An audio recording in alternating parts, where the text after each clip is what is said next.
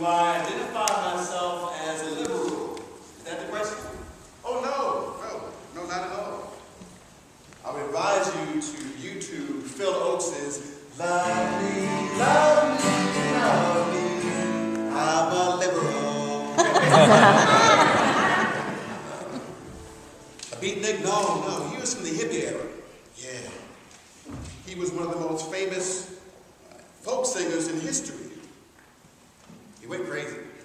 Well, not because he was a folk singer. He thought that the CIA had planted these devices in his teeth to listen to him. You know, there's something that happens with people that have fillings. You know, they can get these radio broadcasts. You've seen it pretty much. You know.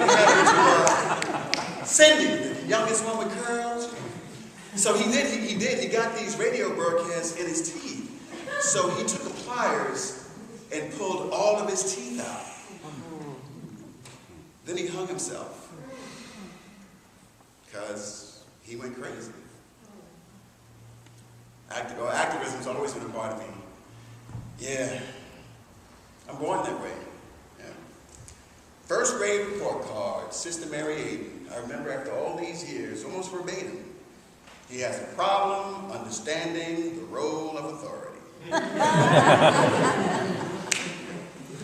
Well, as far as Occupy is concerned, you know, there really are no leaders, so there aren't any organizers either. You know, I think that's a bit off the mark. But, you know, I have been involved with many groups and doing what a New Yorker does, which is, you know, plug me in as necessary. You know, for example, I went to East New York 2 weeks ago for Occupy Homes. I've been to the Egyptian consulate, you know, twice, you know, protesting. I'm going to what's his name? I'm going to Bradley Manning. Thank you. Bradley Manning's pre-trial hearing at 3 o'clock in the morning. You know, can you contact some folks to see if anybody's interested in going? Because we have, like, you know, 20 vacant spaces and we really want to fill them up. Yeah, you know. Well, can you contact them right now? I'll try. Oh, wait. Okay. Yeah, I'll tell you to send the email. Yeah. Okay. Well, at this point, you know, to be honest about it, you know, we really have no choice but class war. You know, we're out of options. We have no Bill of Rights, which means permanent martial law, right? I mean, this is martial law. I mean, dig it. You know, the Army, God bless him. My brother spent 20 years, retired 5 years ago, was East Staff, whatever sergeant, he did well. But the Army can decide who they think is a terrorist and put them in prison without a trial. And at that point, you know, we are under occupation. And at the end of the day, we have no choice but to fight back. You know, as I look around, it reminds me when I was a kid, you couldn't walk 2-3 blocks without seeing a protest. I mean, whether you agreed with it or not, there was always a protest about something. And for the past 20 years or so, it's been, you know, this Occupy has, look, I've seen so many green faces that have never been to a protest in their lives. Right? And it's actually given them this idea, this notion that no matter how oppressive your government is, you know, you actually can win. And as a 41-year-old international lawyer / activist for the past 25 years, it's not easy to shock me. I mean, you know, you must be up in arms about this, you know. But, yeah, class war, that's what I was saying before. That's what it's come down to. I don't have a problem with that, you know.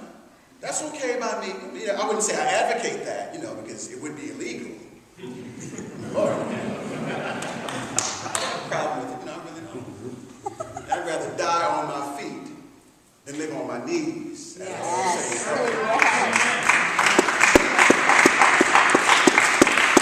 Like my man James Brown said, Summer 68, say it loud. Say it proud. I'm black and I'm proud. And I have been there, you know, the victim of an attempted hit by a major police department before. This is nothing new, you know. I was almost murdered in high school, you know, by some skinhead. So look, I don't say this, I don't offer any of this as a facetious example. I'm saying this to be serious, you know.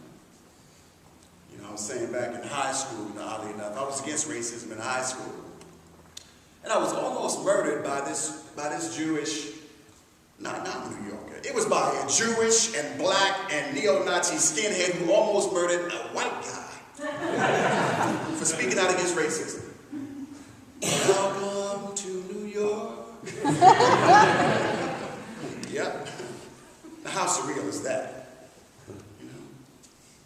Anyway, what were we talking about in that way? Oh yeah, that thing about being a New Yorker. Yeah. I grew up on 13th and Greenwich. This is back in the 80s, you know. And you got street smart. In my street, I probably had more street education than regular education, and I have a master's and a doctorate. I know how to guard myself. You know. I remember there was this gang called the Decepticons. You know, and they were gonna beat up the smart kids, you know. And I was like, you know, somebody came around saying, well, don't go to the park today. I looked at him and said, man, they don't go by, don't tell me what to do. Fuck that. I'll walk right through that park and what? I didn't get touched. Hell no. You see, I'm a New Yorker, for real. Just a tough motherfucker, you know?